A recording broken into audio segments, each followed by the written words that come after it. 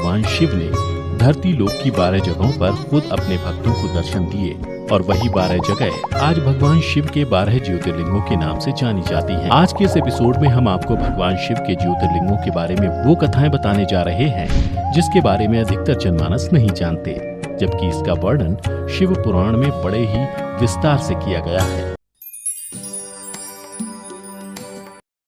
विश्वेश्वर ज्योतिर्लिंग भगवान शिव का यह 7वां ज्योतिर्लिंग रूप है जो उत्तर प्रदेश के काशी में स्थित है। शिव पुराण के कोटि रुद्र संहिता में इसकी स्थापना से जुड़ी कथा बताई गई है, जिसके अनुसार एक बार भगवान सदाशिव के मन में 1 से 2 हो जाने की इच्छा हुई।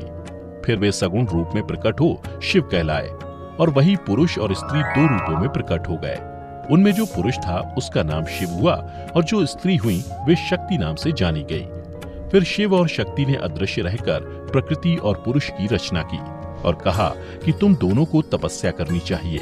तुम्हारी तपस्या से एक उत्तम सृष्टि का विस्तार होगा।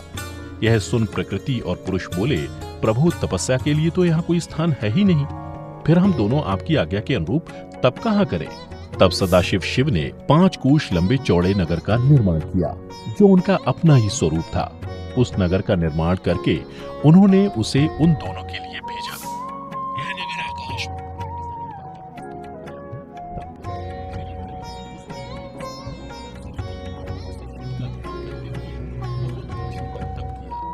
उस समय परिश्रम के कारण उनके शरीर से श्वेत जल की अनेक धाराएं प्रकट हुई, जिनसे सारा शून्य आकाश ढक गया, जिसकी वजह से कुछ भी दिखाई नहीं देने लगा। उसे ऐसी अद्भुत वस्तु दिखाई देती है। उस समय इस आश्चर्य को देखकर उन्होंने अपना सिर हिलाया, जिससे उनके एक कान में मणि पड़ी। जहाँ यह मणि गिरी, मणिकर्णी का नाम से जाना गया। और जब तेज जल के कारण पंचकोशी डूबने और बहने लगी, तब निर्गुण शिव ने शीघ्र ही उसे अपने त्रिशूल पर धारण कर लिया। उसके बाद विष्णु अपनी पत्नी प्रकृति के साथ वहां विश्राम करने लगे। तब उनकी नाभि से एक कमल प्रकट हुआ और उस कमल से ब्रह्मा उत्पन्न हुए। फिर भगवान शिव ने यह सोचा कि ब्रह्मांड के भीतर कर्म पाश से बंधे हुए प्राणी मुझे कैसे प्राप्त कर सकेंगे। यह सोचकर उन्होंने मुक्तिदायिनी पंचकोशी को इस जगत में छोड़ दिया और यहाँ स्वयं परमात्मा ने अविमुक्त लिंग की स्थापना की। फिर भगवान शिव ने काशीपुरी को स्वयं अपने त्रिशूल से उतारकर मृत्यु लोक में छोड़ दिया। और ऐसा माना जाता है कि जब जब ब्रह्मा जी का एक दिन पूरा होने पर जब सारे जगत का प्रलय हो जाता है, तब भी इस काशीपुरी का नाश नहीं होता।